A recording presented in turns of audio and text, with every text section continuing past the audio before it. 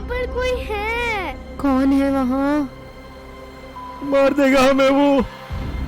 उस कमरे में काला साया है। वो देखो कोई गुजरा। I can feel someone breathing.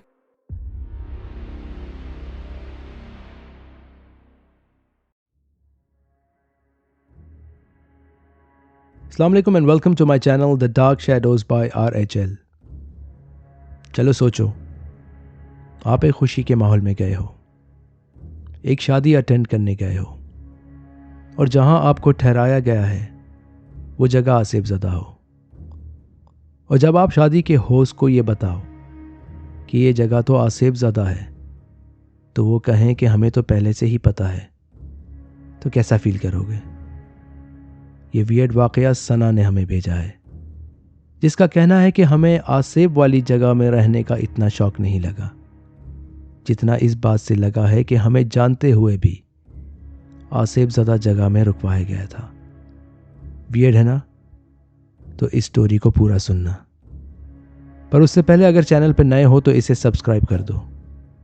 इससे मोटिवेशन मिलती है और मज़ीद एफर्ट डालने का दिल चाहता है।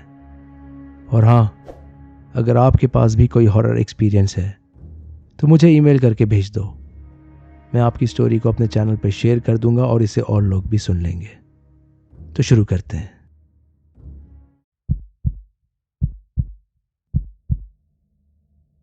मेरा नाम सना है और आज मैं आपके साथ अपनी लाइफ का एक अजीब व गरीब एक्सपीरियंस शेयर कर रही हूँ। मेरा ताल्लुक़ कराची से है और 2008 में हमारे दूर के रिश्तेदार थे पंजाब में, उनके यहाँ शादी में गई थी। शुरू में तो हमारा कोई इरादा नहीं था जाने का, पर क्योंकि हमारे बोर्ड के एग्ज़ाम ख़त्म हुए थे तो अचानक ही कज़न्स का प्रोग्राम बन गया। सोचा कि शादी है, मज़ा भी आएगा और इसी बहाने पहली बार पंजाब के कुछ शहर भी घूम लेंगे। अम्मी, अब्बू और ननिहाल के कुछ लोग, वो लोग तो पहले ही चले गए थे, पर मैं और मेरे कज़न्स खाला, मामा और मामी के साथ बाद में गए। शादी तो 2 दिन की थी और फिर इरादा था कि लाहौर में अब्बू के एक फ्रेंड के यहाँ कुछ दिन रहेंगे और कुछ शहर और घूम लेंगे और फिर वापस कराची आ जाएंगे। हमने एक हाइस बुक करवाई और कराची से पंजाब की तरफ निकल गए। रास्ते में बहुत मज़ा आया क्योंकि शादी में जा रहे थे तो गाना बजाना और हंसी मजाक चलता रहा और हम बिल्कुल भी नहीं सोए। हम फजर से थोड़ी देर बाद पंजाब पहुंचे और वहाँ पे हमारे दूर के रिश्तेदारों ने 2 फ्लैट्स हमारे लिए अरेंज किए हुए थे, तो नाश्ता वगैरह करके हम वहाँ चले गए। ये फ्लैट्स जिन बिल्डिंग्स में थे वो काफ़ी सिक्योर थी और अच्छी भी थी, बहुत पुरानी भी नहीं थी। हमारा फ्लैट 3rd फ्लोर पे था, तो मैंने सबसे पहले अपना सामान हाईएस्ट से निकाला और अपनी कज़न के साथ फ्लैट पे रखने चली गई। मैं आपको फ्लैट के बारे में थोड़ा बताती हूँ ताकि आगे की स्टोरी का सुनने वालों को सही से पता चल सके। तो जैसे ही लिफ्ट से निकलते हैं, ये कोने पे एक तरफ था जिसके साथ एक और फ्लैट भी था। एंटर होते ही एक कॉरिडोर आता था जिसके राइट साइड में एक बेडरूम था जिसमें बेड था। थोड़ा आगे जाके एक बड़ा सा टीवी लाउंज और डाइनिंग एरिया था और उसके राइट साइड पे किचन था और लेफ्ट पे मेन वॉशरूम। किचन के आगे एक ग्लास स्लाइडर डोर था बैल्कनी की तरफ जाने के लिए और उसके साथ लेफ्ट पे 2 और रूम्स थे जिसमें अटैच्ड बाथरूम्स थे और एक में बालकनी भी थी। टीवी लाउंज की बालकनी के साथ एक छोटा सा स्टोर रूम सा था जिसका रास्ता बालकनी में भी खुलता था। अब जैसे ही मैं अपनी कज़न के साथ सामान लेकर लिफ्ट से निकली तो हमें एक काली बिल्ली दिखी जो फौरन भागकर साथ वाले फ्लैट में घुस गई, जिसका दरवाज़ा थोड़ा खुला था। हम पूरी रात के जागे थे तो ज़्यादा ध्यान नहीं दिया हमने, पर फिर मेरे कंधे भारी होने लगे। मैंने अपनी कज़न को बताया तो उसने यही कहा कि थकन और नींद के मारे हो रहे होंगे और हमने अपना सामान रखा और फ्रेश होकर सोने लेट गए। थोड़ी देर सोने के बाद जब मैं उठी तो तब भी मेरे कंधे बहुत भारी थे पर हम लोग फ्रेश होकर शादी वाले घर जाने के लिए जैसे ही फ्लैट से निकले तो भारीपन ख़त्म हो गया। मेहंदी थी तो उसमें बहुत अच्छा टाइम गुजरा और हम 3-4 कज़न्स घूमते घुमाते तकरीबन रात 2 बजे वापस फ्लैट में आ गए, जहाँ पे हमारे बड़े ऑलरेडी सो रहे थे। हम बहुत कम सोए हुए थे तो बुरी तरह थकन हो रही थी, पर शादी वाले घर में सोना कम ही होता है। हम फ्लैट में आए और बेड पे जाकर गिर गए और सोने लेट गए। अब जैसे ही हम सोने लेटे तो एक मर्द और औरत की ज़ोरदार चीख की आवाज़ आई फ्लैट के कॉरिडोर से। मैं चौंक के उठी और बेडरूम का दरवाज़ा खोला। मेरी कज़न भी दूसरे रूम से आ गई और पूछने लगी, तुमने ये आवाज़ सुनी? मैंने कहा हाँ, आवाज़ तो फ्लैट के अंदर से ही आई थी, पर हमने सोचा शायद हमें ऐसा लगा हो और साथ वाले फ्लैट से आई हो आवाज़, क्योंकि सब फ्लैट्स करीब करीब थे, तो मैं भी कोई साथ वाले फ्लैट्स में लड़ रहा हो। मेरी कज़न लाउंज वाली बालकनी की तरफ गई, ये देखने की आवाज़ कहाँ से आई थी। मैं भी उसके पीछे बालकनी जाने लगी। तो जैसे ही मैं किचन की तरफ से गुजरी तो मुझे ऐसा महसूस हुआ कि कोई काला सा आदमी किचन के काउंटर पर बैठा है।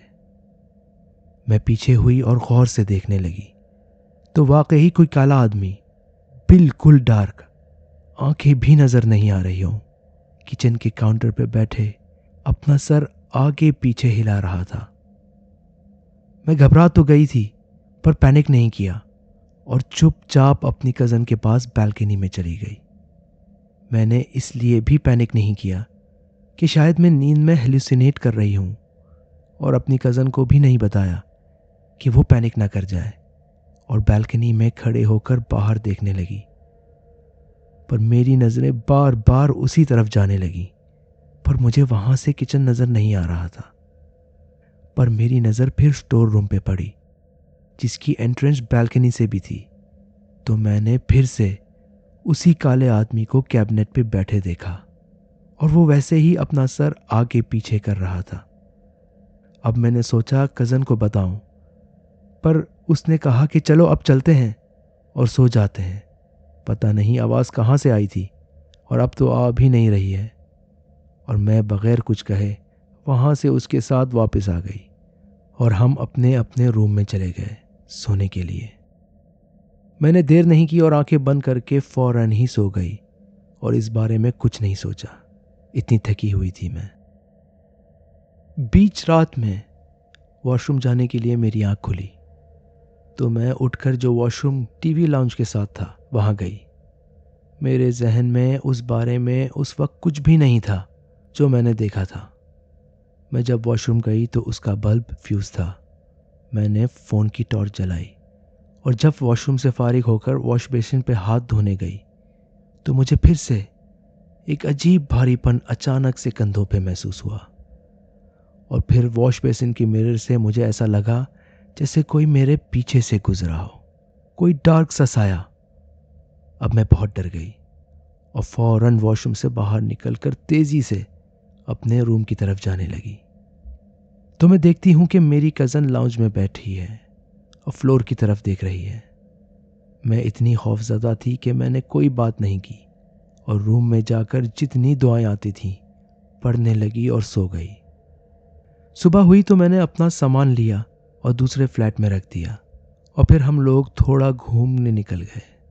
शाम में शादी अटेंड की और फिर हम कज़न्स और जिनके यहाँ हम शादी में गए थे उनकी लड़कियाँ, हम वॉक करते हुए फ्लैट्स की तरफ आए। तो जैसे ही हम फ्लैट्स के पास पहुँचे तो उनमें से एक लड़की ने कहा कि उस कोने की तरफ मत जाना, दूसरी तरफ से चलो। इस वक्त उस कोने से जाना ठीक नहीं है। जिस जगह की वो बात कर रही थी वो हमारे फ्लैट की बालकनी के बिल्कुल नीचे था। मेरी कज़न ने जब ये सुना तो फिर बताया कि उसे रात में कोई काला सा इंसान किचन के अंदर और स्टोर रूम में नज़र आया था जब वो बालकनी से वापस आ रही थी। और रात में जब वो वॉशरूम यूज़ करने गई तो उसने उसे वॉशरूम के अंदर देखा था। वो आगे पीछे सर हिला रहा था तो वो वहीं सोफे पे बैठ गई और फिर उसे याद नहीं कि वो कब रूम में गई हो और सोई हो। जब मैंने ये सुना तो फिर मैंने उसको बताया जो मैंने देखा था, और ये कि जब मैं वॉशरूम से निकली थी तो मैंने उसको फ्लोर को देखते देखा था। कज़न कहने लगी कि उसे पता ही नहीं कि मैं कब वॉशरूम से निकली हूँ या वहाँ से गुजरी हूँ। अब तो मेरी दूसरी कज़न भी शुरू हो गई कि उसके साथ भी अजीब सी चीज़ हुई थी रात में। वो अपनी बहन के साथ उस बेडरूम में सो रही थी जहाँ पे अटैच बाथरूम और बालकनी थी। रात में उसकी आंख खुली तो उसने देखा कि उसकी बहन बालकनी में खड़ी है और उसके साथ एक काली बिल्ली भी है बालकनी में। फिर जब उसने करवट ली तो अटैच बाथरूम खुलता है और उसकी बहन वॉशरूम से बाहर निकलती है। अगर वो वॉशरूम में थी तो बालकनी में कौन था? खैर, हम कज़न्स अब दूसरे फ्लैट में सोने चले गए। सुबह हुई तो हमने अपने बड़ों को बताया, पर उनके साथ कुछ नहीं हुआ इस पूरे टाइम, और ना ही उन्हें कुछ दिखा या महसूस किया उन्होंने।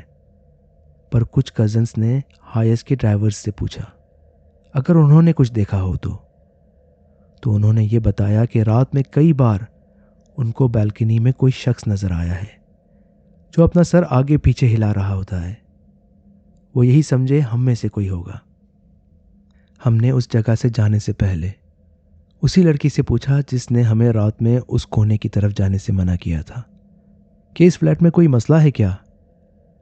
तो उसने बताया कि ये फ्लैट आसेब ज़दा है और हमें फ्लैट देने से पहले उनको इस बात का पता था, पर यह नहीं मालूम था कि हमें इन हॉन्टिंग्स का एक्सपीरियंस 1-2 दिनों में ही हो जाएगा, क्योंकि इससे पहले भी और कई लोग 1-2 दिन रहकर गए थे पर उनके साथ कुछ नहीं हुआ था। उसने ये भी बताया कि ये जगह पहले कोई बहुत पुराना कब्रिस्तान थी जिसको ख़त्म करके बिल्डर ने ये फ्लैट्स बनाए थे। अब ये सच था या झूठ हमें इससे कोई मतलब नहीं था, पर बहुत गुस्सा था कि जानते हुए कि इस जगह असरात हैं उन्होंने हमें यहाँ रुकवाया।